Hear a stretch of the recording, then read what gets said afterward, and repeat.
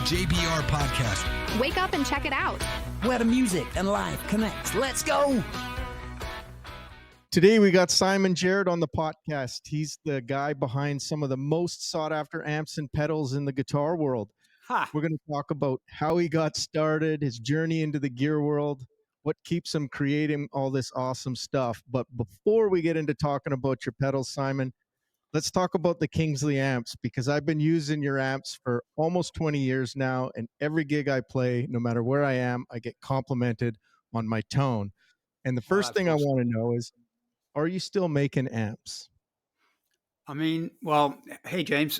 Yeah, how's it going? Thanks for doing this with me here. Yeah, amps. I mean, in theory, I'm making amps. I just don't get a lot of time to do it. So, you know, I did make a couple a little while back, but I was making them like all the time, and that was kind of my business.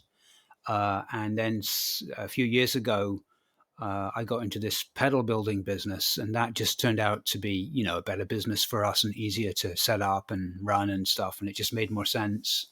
So I just naturally kind of gravitated that way. So I do still have the facility to make amps, and, you know, once in a blue moon I'll make one, you know. But yeah, it's not like I've got a long wait list of guys who would like amps, and I can't figure out in my life how to schedule it all and make it happen. So in theory, you know, I want to figure that out, but for now it's mainly pedals. Mainly pedals. Yeah. And I hear myself, I'm not a huge pedal guy, but I've heard from so many guys everywhere when they see the amps and they go, Kingsley, oh my gosh, you know, that guy's so great. And then they're shocked that we live in the same town. Yeah. Yeah. Right on. Well, you know, it's funny, right? Because you're such a great example of a great player. And I'm thrilled that you've been using, you know, one of my amps for this long, James. That's awesome. You know, I do love the sort of plugging straight into an amp approach, the kind of purist, you know, plug in and play, you know, and that's the real stuff. And, you know, so kudos to you for doing that. You know, us mere mortals who need, like, you know, safety blankets and stuff, you know, we got to rely on all the gadgets and flashing lights, you know, because when we don't know what to play anymore, we just step on something, right? And hopefully a different sound comes out. Yeah, and I know we're talking about your amps and your pedals, but you're a monster player too, like blues player. Thank you, James. You're one of those guitar players like we should hate, because you play everything really good. And usually a guy that's all rounded, he's okay at blues, okay at jazz, but you're like a monster at all of those things. So. Well, you know, the question is it, you know, are you a Renaissance man, or are you a jack of all trades and master of none?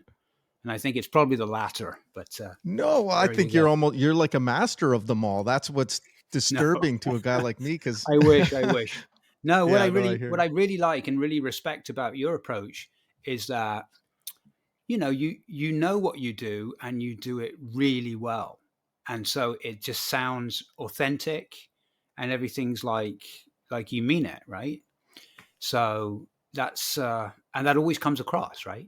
And that's what's most important, I think, in music, right? So no, I appreciate that. I have huge respect for people such as yourself, who you know, they have a kind of path they're going down, and they play. You know, I'm not saying that there's anything lacking in your playing. You're an amazing player, but you don't feel necessarily the need to kind of, you know, pretend like you have to do this style and that style and all that kind of stuff, right? And I think that's if I think of a lot of great guitar players, you know, and great musicians, you know, they didn't have to prove anything. They did what they did, and that's why we love them, right? For sure. So for sure. You're doing something right. Yeah, I'm using a Kingsley amp, and I feel like I don't need anything, because it's seriously like just plug and play. It's quite crazy. So what pedals do you offer? Well, you know, what happened is through the years of making amps, I started to make amps with 2 channels. And so, well, first of all, you know, a lot of the early amps, they didn't have 2 channels per se, but maybe they had 2 inputs like yours does. And you can plug into one for a cleaner sound, and you can plug into the other input for a bit more gain, a bit more breakup, right? And so eventually that turned into another amp with 2 separate channels entirely, right? You'd have a foot switch and you go between the 2 sounds. And, you know, channel switching amps is nothing new, right? They've been out for a long time. But what happened is I just started to look at the way the second channel worked to get like a nice lead tone, and thought, well, I'd like to put that in a box, and so I figured out how to make the first tube pedals, and the first one I made was called the Jester, and it was essentially modeled loosely after the overdrive channel of one of my amps. And so that's kind of how it started, right? And the Jester was pretty good for us, and then over the years I started to offer different models. I honestly, it's kind of silly, but I honestly don't know how many different pedals I make now, because what's happened is, just like I came out of the sort of the custom amp world, and I got a little bit into the custom pedal world, and so you start making all these variations. And so I couldn't tell you how many there are, but there's way too many. Even if you look at the website, there's a list of too many pedals there. Nobody can use them all at once, right? It's like, but there you go. Yeah. That's And I did check it out, and I was like, holy smokes, I had no idea. I knew about the Jester and the Minstrel and some of those kind of things. But yeah, it looked like you're doing custom. So how does that work? Like, when somebody contacts you, do they just give you kind of an idea of what they're looking for, and you can just make that happen? I mean, I'm not. I should caveat that by saying I'm not really doing a lot of custom stuff. I was doing like complete custom builds, and I had to scale that back just because there was no way to fit it into the day, with along with building the other pedals, that my kind of standard pedals which I offer, like the Jester and the Page and the Bard.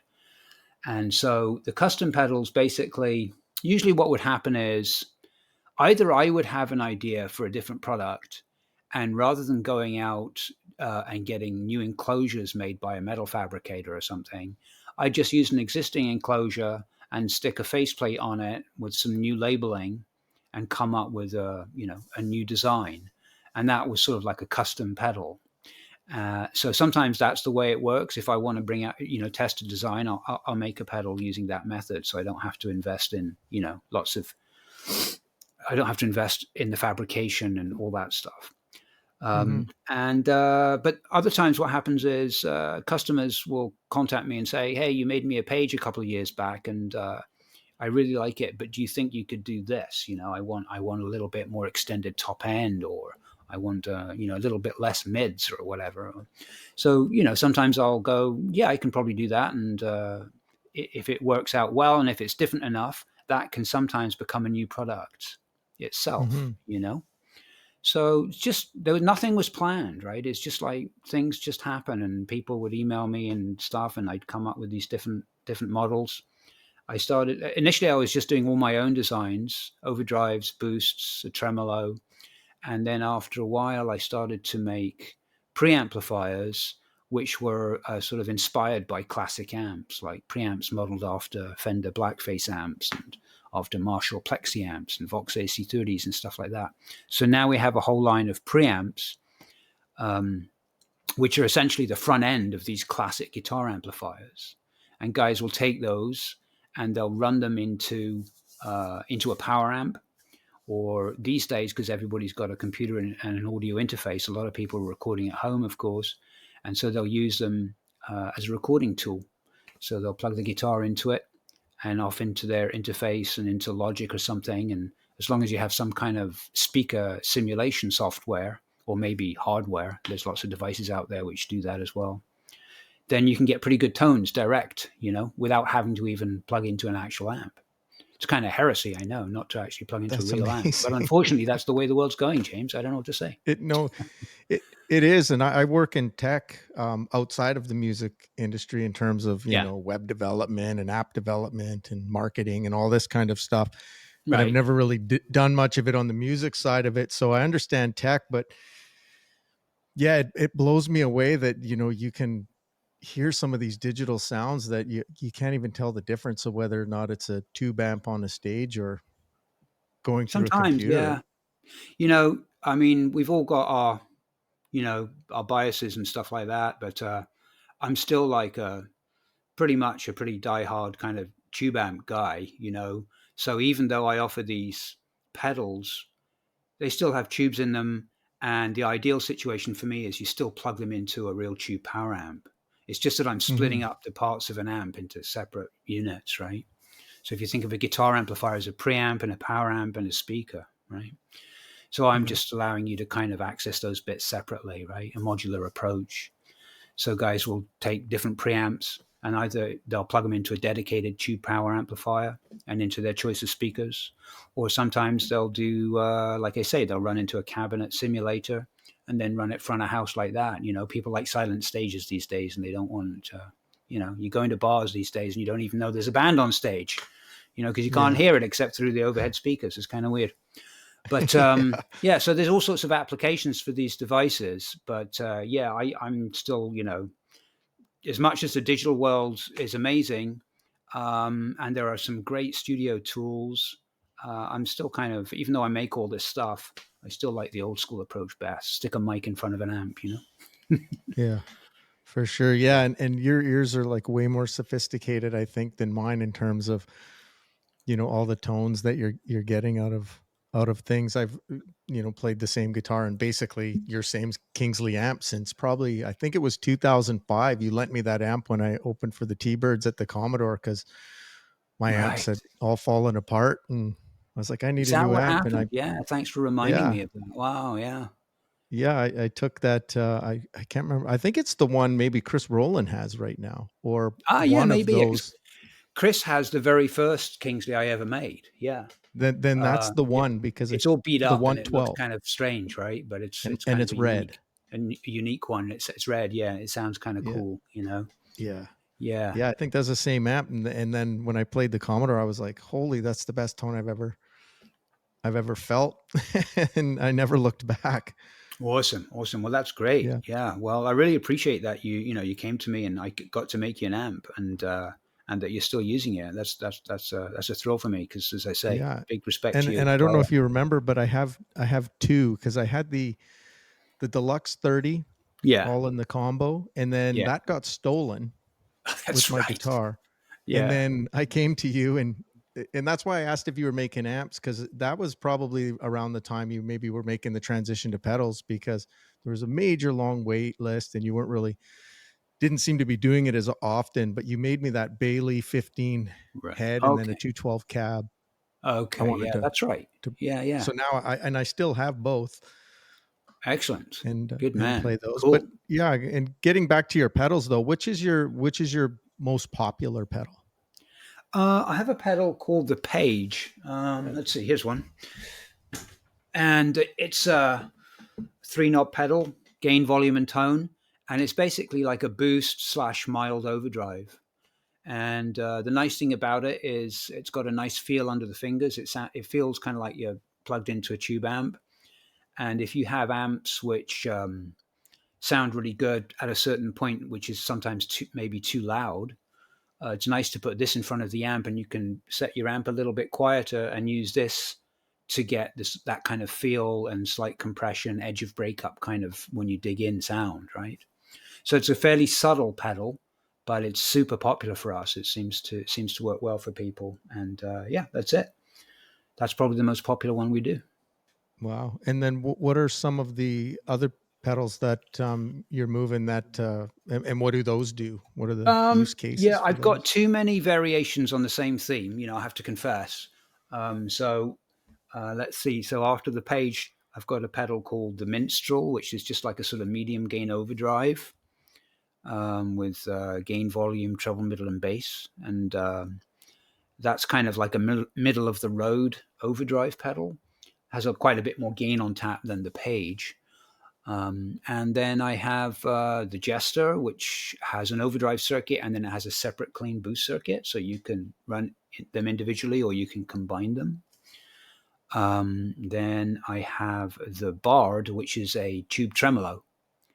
And that one's that's nice because it's an old school tremolo based on the bias modulating circuit, similar to what you might find in some vintage Tweed amps, and a couple of other Fender amps like the Vibro Champ and the Princeton use a similar circuit. So that's the Bard. And then I've got a couple of dedicated boost pedals. I've got one called the Peasant, which is just like 2 knobs, volume and input impedance, and it's great for pushing an amp harder. Or maybe you've got a guitar which doesn't have very hot pickups and you just want to be able to push your amp a bit harder. Or maybe you've got an overdrive pedal that you want some more gain out of and you stick this in front of it. There's a whole bunch, and they're all on the website. So, yeah. I'm looking right now at your Bard, because that's probably the only pedal I personally use, is to add a little bit of tremolo to it. So yeah. Maybe Yeah, we'll I think be you'd like talking the offline. Bard, James. You should check one. Yeah. I should give you one to check out. Yeah, absolutely. I'm definitely interested, and like what you've done enough, I'm pretty much sold on having one. And I do have one now that I use, and it's okay.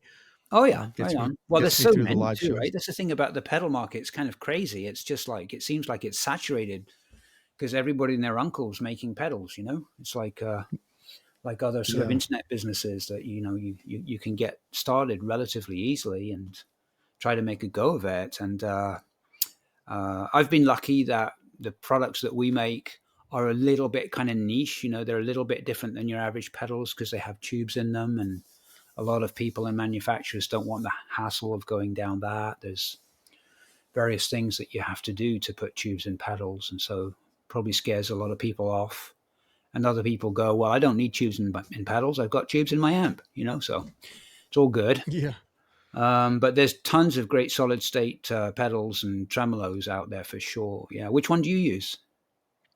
What am I using right now? I think it's called a Jackrabbit. Oh, is that Sir Jackrabbit? Sir. Yeah, Sir Yeah, Jackrabbit. yeah. That's John Sir. Yeah, there's a Yeah. talented guy. He makes tons of amazing stuff.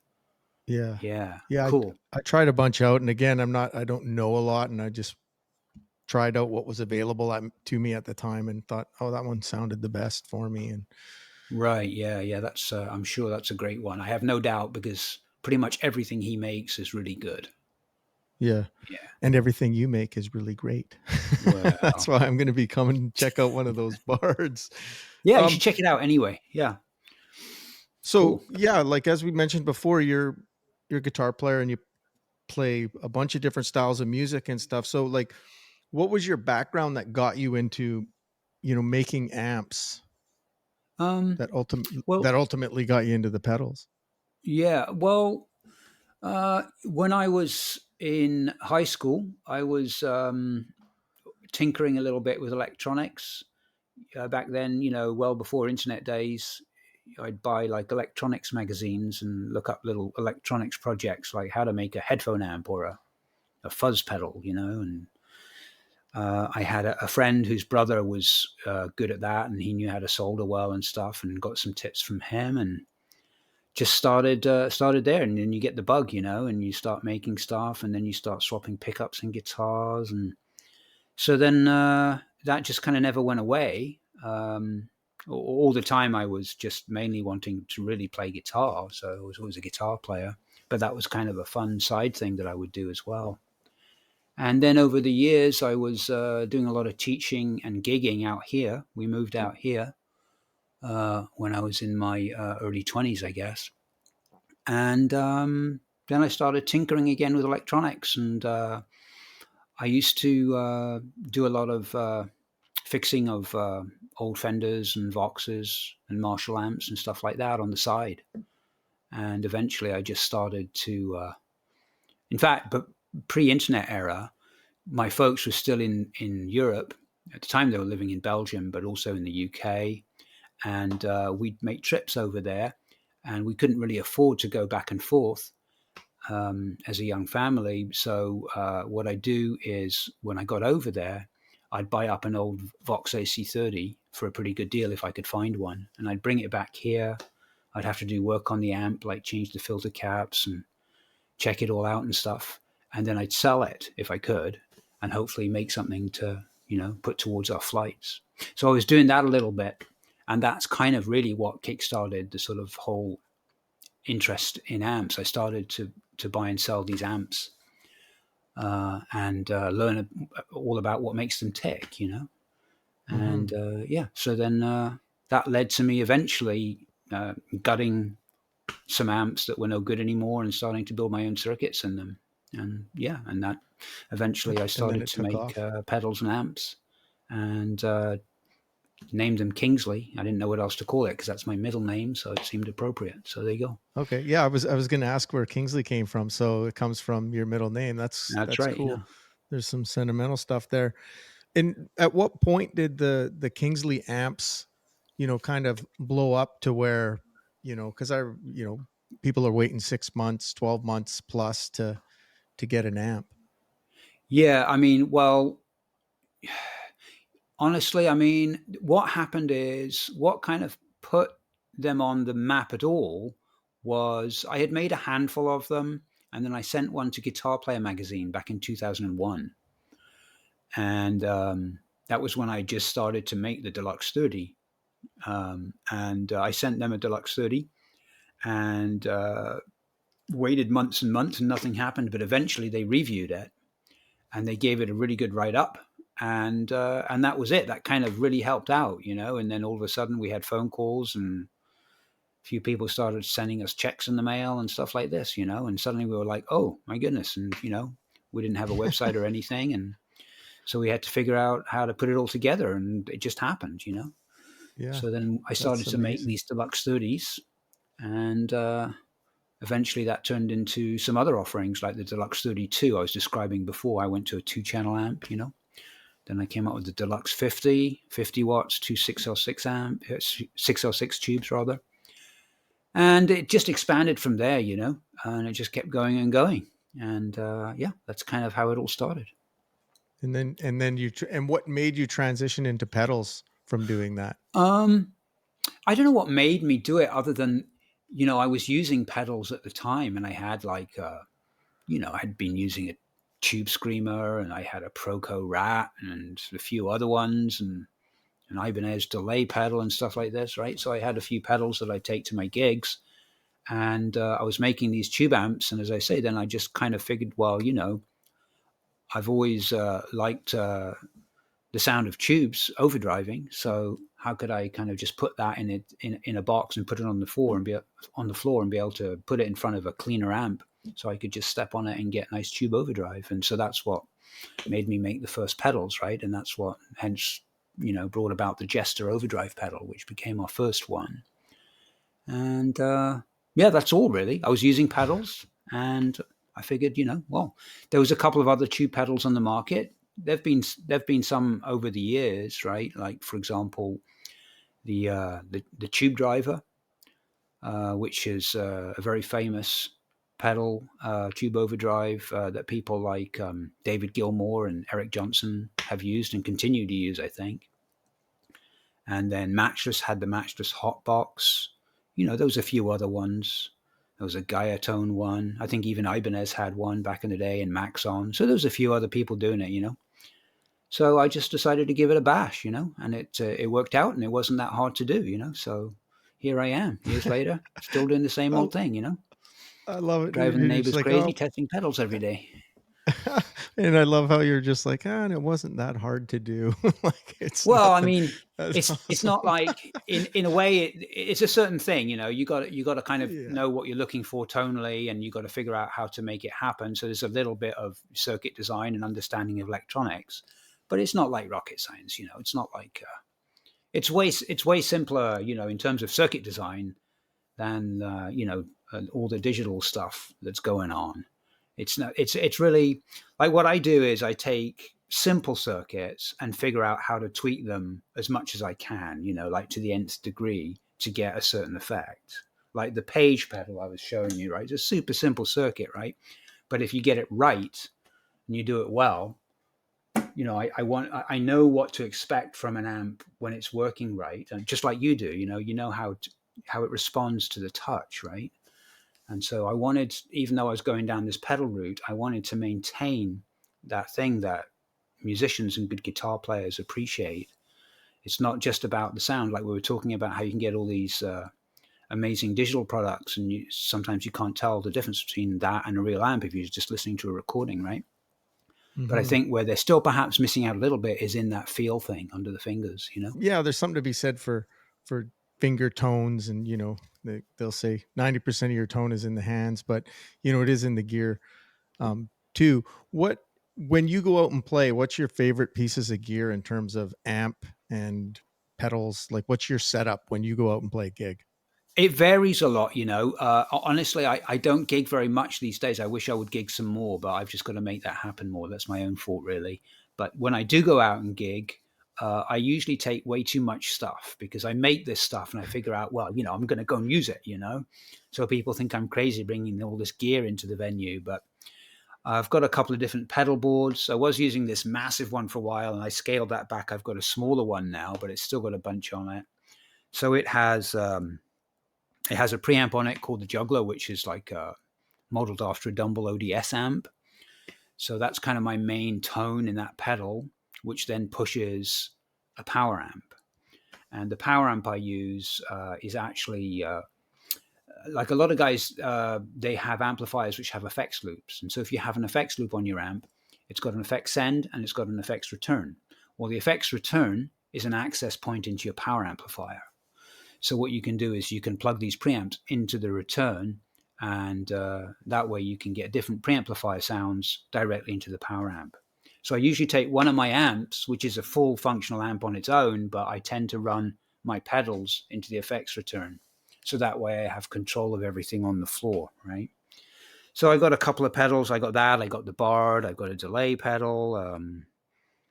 I just picked up this Keeley Halo pedal, which is a really nice delay pedal. So I've got a little tube fuzz pedal I make now, so I use that. And then I got a tuner, I got an old Arion chorus, which I use for a kind of faux Leslie kind of warbly thing, Actually, cool. I just picked up a real Leslie, but I haven't got it working yet. I have to get it working, and it's way too big to take to the gig, so I still used a little pedal, But you must use you must have used like a Fender Vibratone over the years and stuff, right? I have a Leslie Model 16. Nice, yeah. From 1969, but it's a little awesome. Much to it's got that foam rotating thing in front of the speaker, and it's great, but it's a lot to lug around. Yeah, so for sure. Yeah, that's why I got that Sur kind of pedal and stuff. Right. But in regards to your gear, what genre or types of players do you think benefit the most from it? Because it sounds to me like, I guess it's all around. It wouldn't matter if somebody's playing blues, jazz, country, pop. Yeah, it really. I think the pedal world is so. The pedals are just ways to get different tones, right? It's just like. So it's not limited to any one style, really. I would say, if you're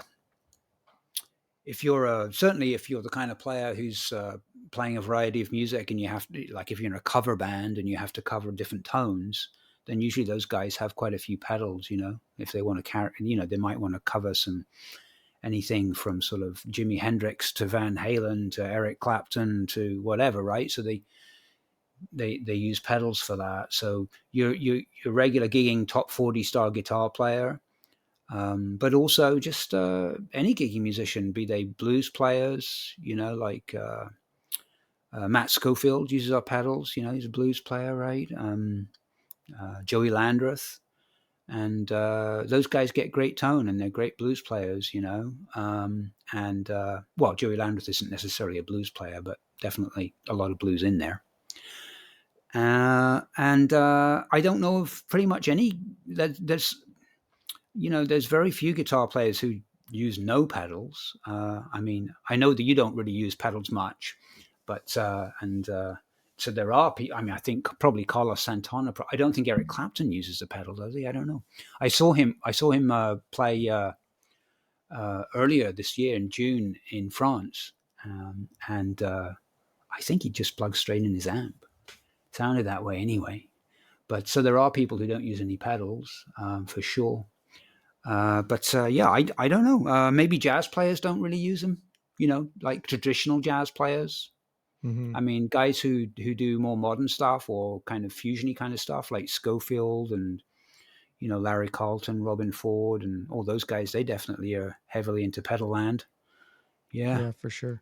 We'll convert you still, James. We'll convert you. No, and I'm all for it. I feel like I'll just have a few too many wobbly pops and trip over them on stage and look like a total idiot or something. And the pedal that I do use kind of just sits on my amp, and I kind of set it and forget it, like the Showtime barbecue. Nice. In terms of like people now having some more interest in your pedals, they can go to your website. I know on your website you have some videos of where you've played some guitar and kind of sampled out the tones. Yeah, there's quite a few videos on there, and there's other videos that are not on the site, but maybe just floating around on YouTube. You can usually find some clips, and then there's you can contact me through the website and ask questions by email or give me a call, and we can discuss things. And if you want a pedal, chances are I'll be able to make you one. Yeah. So how does somebody order one? Do you have on your site, do you have a checkout process that they just order one and you send it, or do they have to contact you? We make it in pretty small quantities, right? So literally just it's through email and telephone, old fashioned, just like vacuum tubes. That's great. Yeah, that's great. So I take a guy's credit card number, and when it's ready to ship, and then we pop it in the mail, And that's KingsleyAmplifiers.com, right? You got it. KingsleyAmplifiers.com. Yeah. Yeah, that's okay. it. Yeah, no, I appreciate you taking the time to, get us up to date on what you're doing with your pedals. Like, just me personally, my selfishness here. I know we don't get the opportunity to see each other as much as we used to. I know it's kind of silly, right? Because we're in the same town and everything. And where are you playing these days? I'm doing some stuff at the Anovitz out actually this Saturday. Got a jam out there. Yeah, jam awesome. From 3 to 7. I did a show, not with Chris, but he was playing there. Out in Chilliwack. So, a lot of private party things and a few venues. I'll be going to Calgary next month for a few shows, and I usually drive out there so I can drag my amp with me. Yeah, not have nice. Do you do the Dudney pub? Do you play there sometimes? Yeah, I was there a few weeks ago, and usually there, I don't know, over the last 6 months, probably once a month, once every month. I'll have to look out for when you're playing and come and see you. That'd be fun. It's been too long. For sure. And I know you play with Chris quite a bit. So I had mentioned to him, the three of us should just do a little trio thing and go sit in the back of a coffee shop just to, totally. Just to play some guitar. So I need more, I need more than the 3 licks I know.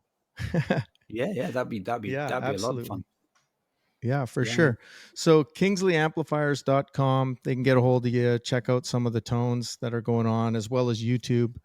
I'll get some of your socials up on here. If there's anything other than your site, you can send that to me and we'll get it going to people. And I appreciate you taking the time to give us a little bit of a history lesson on how things came about and where they're going at these days. And things, I've been hearing a lot of great things, which is why I wanted to get you on the podcast here Well, thank you. So once again, I appreciate it. And we'll keep in touch a little bit more than we have in the past. Yeah, we must do. Yeah, sounds good.